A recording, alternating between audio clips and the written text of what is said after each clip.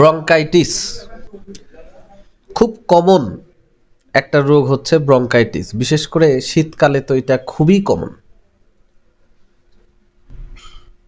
Bronchitis মানে কি, এই যে আইটিস আছে, আইটিস থাকলে আমরা বুঝলাম যে inflammation of the bronchial tube, তাহলে শ্বাসনালীর প্রদাহমূলক একটা রোগ আর কি।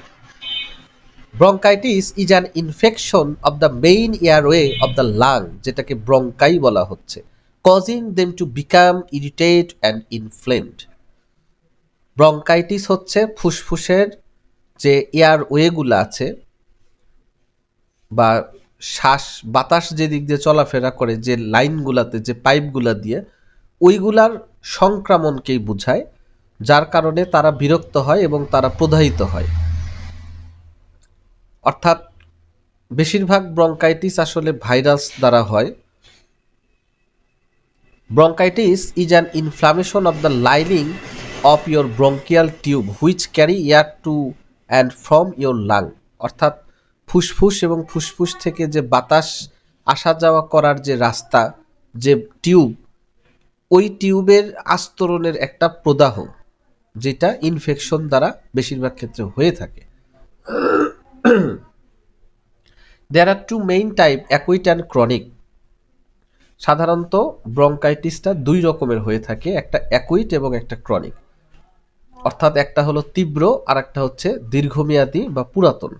Unlike acute bronchitis which usually develop from a respiratory infection such as a cold goes away in a week or two, chronic bronchitis is a more serious condition that develops over time.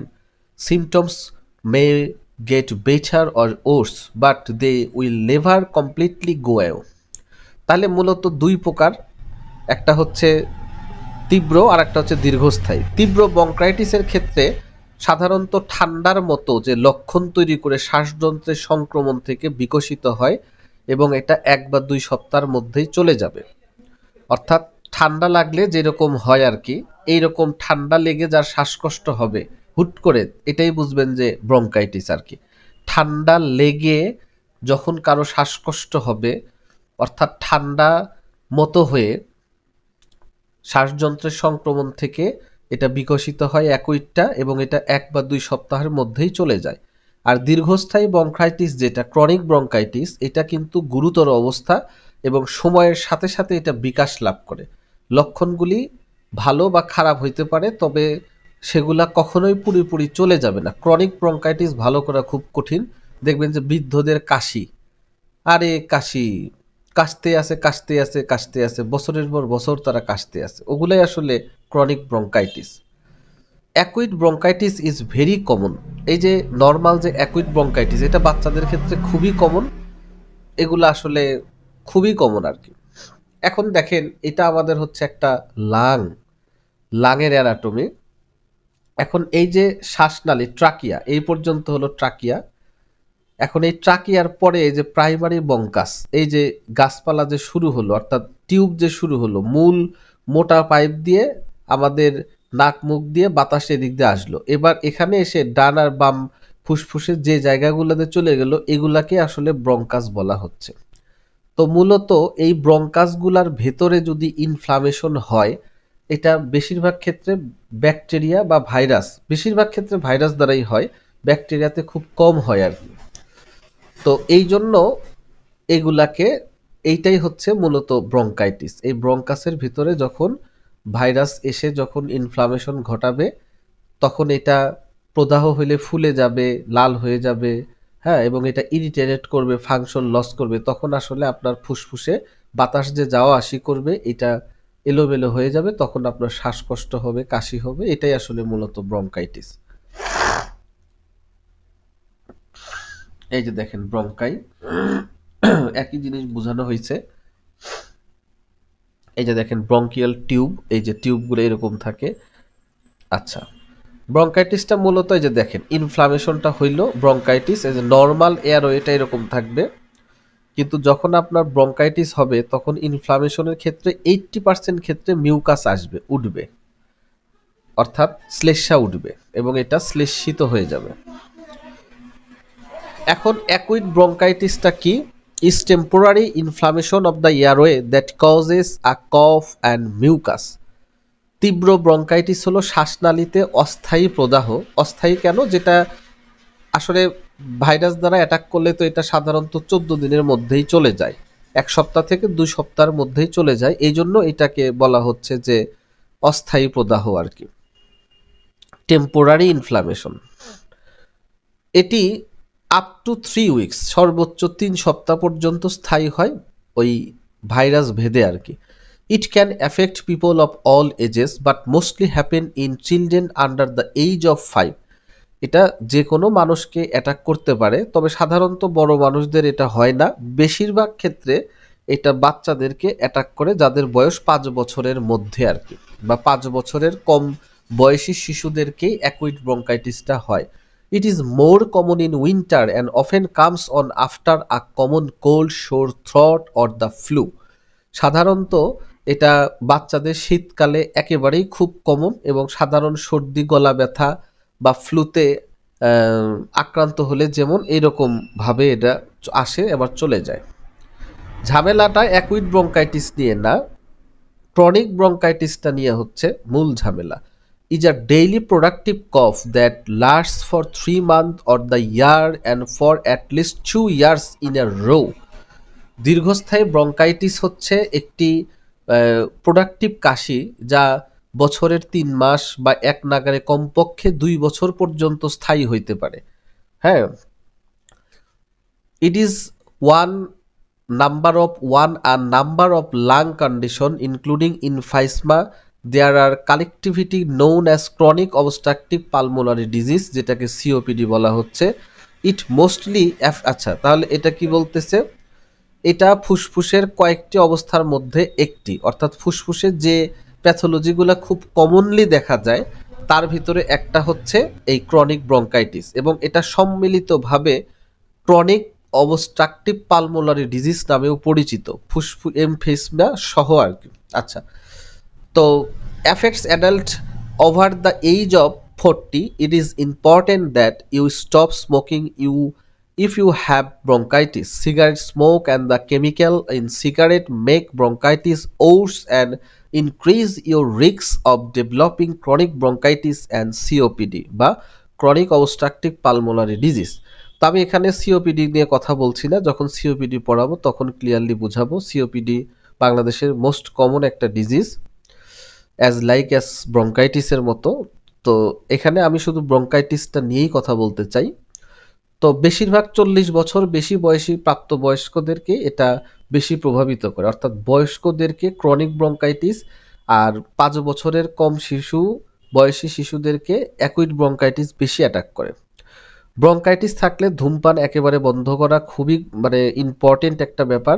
সিগারেটের ধোঁয়া বা সিগারেটের যে রাসায়নিকগুলি আছে এগুলা ব্রঙ্কাইটিসকে আরও খারাপ করে তোলে এবং দীর্ঘস্থায়ী ব্রঙ্কাইটিস বা সিওপিডি হওয়ার ঝুঁকি অনেক বেশি বাড়িয়ে দেয়। এবং খুব আশ্চর্য হবেন আপনি, the most common reason for chronic bronchitis is cigarette smoking is about 90% of the cases. Passive smoking also increase the risk. তাহলে 90% কেসের ক্ষেত্রেই সিগারেট খাওয়াটাকে ব্রঙ্কাইটিসের মূল কারণ বলা হচ্ছে ক্রনিক ব্রঙ্কাইটিস। অর্থাৎ যারা সিগারেট খায় 90% ক্ষেত্রে তাদের ক্রনিক ব্রঙ্কাইটিস হওয়ার পসিবিলিটি খুবই বেশি। আর প্যাসিভ স্মোকিং বলতে যারা সরাসরি ধূমপান করে না কিন্তু তারা পাশে থেকে খাচ্ছে, যেমন যে ব্যক্তি ধূমপান করছে তার বাসার ওয়াইফ বা তার ছেলে মেয়ে কিন্তু এই প্যাসিভ স্মোকার, তারা কিন্তু আপনার ক্রনিক ব্রঙ্কাইটিস আক্রান্ত হতে পারে। সিমটমগুলা কি কি? কাফ, প্রথমে কাশি হবে, প্রোডাকশন অফ মিউকাস স্পুটাম, শ্লেষ্মা বা থুতু উৎপাদন হবে প্রচুর পরিমাণে, কাশবে, কাশতে কাশতে এগুলা যখন উঠায় ফেলে দিবে তখন তার আরাম হবে। Which can be clear, white, yellowish, grey or green in colour, বিভিন্ন রঙের হইতে পারে, তবে সাধারণত সাদা, হলুদ, ধূসর বা সবুজ রঙের হইতে পারে। সাধারণত সাদা বা হলুদ ধূসর রঙের বেশি দেখতে পাওয়া যায়। Rarely it may be streaked with blood, কিন্তু এটা যদি খুব বেশি যদি তার ওই রেসপিরেটরি ওই টিউবগুলা যদি খুব বেশি ক্ষত হয়ে যায়, ইনফ্লামেশন হয়ে সেই ক্ষেত্রে অনেক সময় রক্ত আসতে পারে। ফ্যাটিক, তাদের খুব অবসাদ লাগবে, দুর্বল লাগবে শরীর। শর্টনেস অফ ব্রেথ, ঘন ঘন শ্বাস টানা বা শ্বাস দুর্বল হয়ে আসবে, ছোট হয়ে আসবে। স্লাইট ফিভার অ্যান্ড চিল, হালকা জ্বর থাকবে যেহেতু ইনফ্লামেশন থাকবে। চেস্ট ডিসকমফোর্ট, বুকের ভিতরে ফুসফুস এরিয়াতে তার একটা অস্বস্তি কাজ করবে। If you have acute bronchitis, you might have old symptoms such as a mild headache or body ache. While these symptoms usually improve in about a week, you may have a nagging cough that linger for several weeks. যদি তীব্র bronchitis অর্থাৎ অ্যাকুইড ব্রঙ্কাইটিসে যদি আপনি আক্রান্ত হন, তাহলে এগুলা ঠান্ডার উপসর্গের মতো থাকবে এবং এর সাথে ফ্লু দিয়ে যেহেতু ব্রঙ্কাইটিস বেশি হয় ফ্লু টাইপের ভাইরাস দিয়ে, সেহেতু এটা হালকা ব্যথা ব্যথা বা শরীরের ব্যথা যেরকম ইনফ্লুয়েঞ্জা হইলে হয় ওরকম হতে পারে। তো সাধারণত মাথা ব্যথা, শরীর ব্যথা, ঠান্ডার যে লক্ষণ, নাক দিয়ে কাঁচা পানি, চোখ মুখ ভার হয়ে থাকা, এগুলা কিন্তু 1 সপ্তাহের মধ্যে চলে যেতে পারে। কিন্তু ওই ইরিটেটিং যে কফটা থাকবে, বিরক্তিকর যে কাশিটা, এটা কিন্তু কয়েক সপ্তাহ ধরে চলতে থাকবে এবং এটা আপনাকে খুবই বিরক্ত করবে। কজ, এবার কি কি কজ আছে? Acute bronchitis is usually cause by virus. মূলত অ্যাকুইড যে মানে ব্রঙ্কাইটিসগুলো আছে এগুলা কিন্তু ভাইরাস দ্বারাই সৃষ্টি হয়। Typically the same virus that cause cold and flu, influenza. Antibiotic don't kill virus, so this type of medication isn't useful in most cases of bronchitis. দেখেন, তীব্র ব্রঙ্কাইটিস সাধারণত ভাইরাস দ্বারা সৃষ্ট হয়। আর সাধারণত একই ভাইরাস যেগুলা ফ্লু বা ইনফ্লুয়েঞ্জা তৈরি করে। অ্যান্টিবায়োটিক মানে হচ্ছে, অ্যান্টিবায়োটিককে যদি আপনি ভাঙেন তাহলে বায়োটিক মানে ব্যাকটেরিয়াকে বোঝায়। তো অ্যান্টিবায়োটিক কিন্তু সাধারণত কিন্তু ব্যাকটেরিয়াকে মারতে পারে, কিন্তু ভাইরাসকে কিন্তু মারতে পারে না। তো অ্যান্টিবায়োটিকগুলো যেহেতু ভাইরাসকে মারতে পারে না, তাই বেশিরভাগ ব্রঙ্কাইটিসের ক্ষেত্রে এই অ্যান্টিবায়োটিক ওষুধগুলা কার্যকর হয় না। কিন্তু আমাদের বাংলাদেশে অধিকাংশ, সব ডাক্তার না, তবে যারা বেশি হামেশা যে ডাক্তারগুলার আমরা দেখতে পাই প্রেসক্রিপশন, একদম ঢালাওভাবে তারা বাচ্চাদের কাশি আর ঠান্ডা লাগলেই তারা একদম ঢালাওভাবে অ্যান্টিবায়োটিক আর স্টেরয়েড লিখতেছে। কেন লিখতেছে? যেহেতু এটা হোক ব্যাকটেরিয়া দ্বারা ইনফেকশন বা হোক আপনার ব্যাকটেরিয়া দ্বারা ইনফেকশন হলে তো তার অ্যান্টিবায়োটিক কাজ করলো, আর যদি ইনফেকশন যদি অ্যান্টিবায়োটিক যদি কাজ নাও দেয়, স্টেরয়েড দেওয়ার কারণে তার কিছুটা রেজাল্ট সে পাবে বা খুব দ্রুত তার কষ্ট কমে যাবে। কিন্তু এটা কিন্তু খুবই খারাপ বা ভয়াবহ একটা ব্যাপার। ব্যাকটেরিয়াকে মারার জন্য অ্যান্টিবায়োটিক স্পেসিফিকলি শিওর হয়ে দেওয়া উচিত, না হলে দেওয়া উচিত না। হয়েছে অ্যাজমা, দিয়ে রাখছে অ্যান্টিবায়োটিক। তো বাংলাদেশে এই মিসইউজগুলো প্রচুর হয়, প্রচুর হয়। আপনারা ভালোভাবে খেয়াল করলেই দেখবেন যে ডাক্তারদের প্রচুর পরিমাণে মিস ইন্টারাপশন হয় আর কি। যেখানে নর্মালি 2 দিনের ঠান্ডা লাগছে সেখানে তারা অ্যান্টিবায়োটিক স্টেরয়েড দিয়ে রাখতেছে। তো এটা আসলে অবশ্যই অ্যান্টিবায়োটিকের ক্ষেত্র নয়। এটা কোনোভাবেই পৃথিবীর কোনো জায়গাতেই সে প্রমাণ করতে পারবে না। তো এই জন্য এগুলা আমাদের আস্তে আস্তে কিন্তু অ্যান্টিবায়োটিক রেজিস্ট্যান্স গ্রো করতেছে। অতিরিক্ত হারে অ্যান্টিবায়োটিক বা স্টেরয়েড ব্যবহারের কারণে পরবর্তীতে নর্মাল মেডিসিন বা তার বডির যে ইমিউন সিস্টেম, এটা কিন্তু খুবই ক্ষতিগ্রস্ত হচ্ছে। আর এই জন্যই হোমিওপ্যাথিতে কিন্তু ঠান্ডা বা অ্যাজমা হোক বা বাচ্চাদের যে এই অ্যাকুইড যে ব্রঙ্কাইটিস, এগুলা কিন্তু খুব দ্রুত রেজাল্ট আনা সম্ভব যদি ভালোভাবে আমরা একটু এক্সিকিউট করতে পারি। The most common cause of chronic bronchitis, এটা গেল অ্যাকুইড ব্রঙ্কাইটিসের ক্ষেত্রে, আমরা ভাইরাস দ্বারা 80% ক্ষেত্রে হবে আর কি। The most common cause of chronic bronchitis is cigarette smoking, air pollution, and dust or toxic gases in the environment or workplace also can contribute to the condition. দীর্ঘস্থায়ী ব্রঙ্কাইটিসের সবচেয়ে সাধারণ কারণ হলো সিগারেট ধূমপান, পরিবেশ বা কর্মক্ষেত্র, বায়ু দূষণ বা ধূলিকণা এবং বিষাক্ত গ্যাস এই অবস্থার জন্য অবদান রাখতে পারে। এবার আসেন কমপ্লিকেশনটা কি। Although a single episode of bronchitis usually isn't cause of concern, it can lead to pneumonia in some people. Repeated bouts of bronchitis, however, may mean that you have chronic obstructive pulmonary disease. সাধারণত ব্রঙ্কাইটিসের একক পর্ব সাধারণ উদ্বেগের কারণ না, অর্থাৎ একবার যদি হয় অ্যাকুইড যে ব্রঙ্কাইটিসগুলা, এগুলা কিন্তু আসলে খুব বেশি টেনশন ওরিড হওয়ার কিছু নাই। কিছু কিছু লোকের ক্ষেত্রে এই পরবর্তীতে এটা নিউমোনিয়াতে হয়ে যেতে পারে ব্রঙ্কাইটিস থেকে। তবে বারবার ব্রঙ্কাইটিস হওয়ার অর্থ হচ্ছে আপনার ক্রনিক অবস্ট্রাকটিভ পালমোনারি ডিজিজ, তবে এটা এই ক্ষেত্রে বড়দের ক্ষেত্রে বলা হচ্ছে আর কি, কমপ্লিকেশন। এবার আমরা ডায়াগনোসিসটা কি করব? সাধারণত পালমোনারি ফাংশন টেস্ট আপনি করলে এটা ক্লিয়ারলি বুঝতে পারবেন, স্টেথোস্কোপ লাগাইলেই বোঝা যাবে। সাধারণত রঞ্চি একটা সাউন্ড পাবেন। আমি আপনাদেরকে ইউটিউবে লিংক দিয়ে দেওয়া হবে, ইউটিউবের যে সাউন্ডটা কেমন, হ্যাঁ, নিচু গলার শ্বাসকষ্টের শব্দ নাক ডাকার মতো শোনায়। যখন রুগী শ্বাস ছাড়ে তখন এই রঞ্চি শব্দটা আসে। এগুলো একটা চিহ্ন হইতে পারে যে রঞ্চি সাধারণত ব্রঙ্কিয়াল টিউবগুলা শ্লেষ্মাগুলার কারণে এই রঞ্চি শব্দটা আসে। তো এটা কেমন, এটা আমরা আপনাদেরকে লিংক দিয়ে দিব, ওখানে আপনারা শুনে নেবেন আর কি। আর রঞ্চি সাধারণত শব্দটা তখনই হয় যখন ব্রঙ্কাইটিস বা সিওপিডির লক্ষণ হয়। এছাড়া আমরা একটা সিএক্সআর করাইতে পারি আর সিবিসি করাইতে পারি। এটা হচ্ছে আপনার ব্রঙ্কাইটিসের আসলে এই যে এখানে দেখেন সাদা সাদা হয়ে গেছে, তো এগুলো আসলে কফ জমলে সাদা সাদা বোঝা যাবে। আর সব ক্ষেত্রে আসলে মানে খুব যদি প্রমিনেন্ট আকারে যদি ব্রঙ্কাইটিস হয় সেই ক্ষেত্রে আপনি আসলে বুঝতে পারবেন।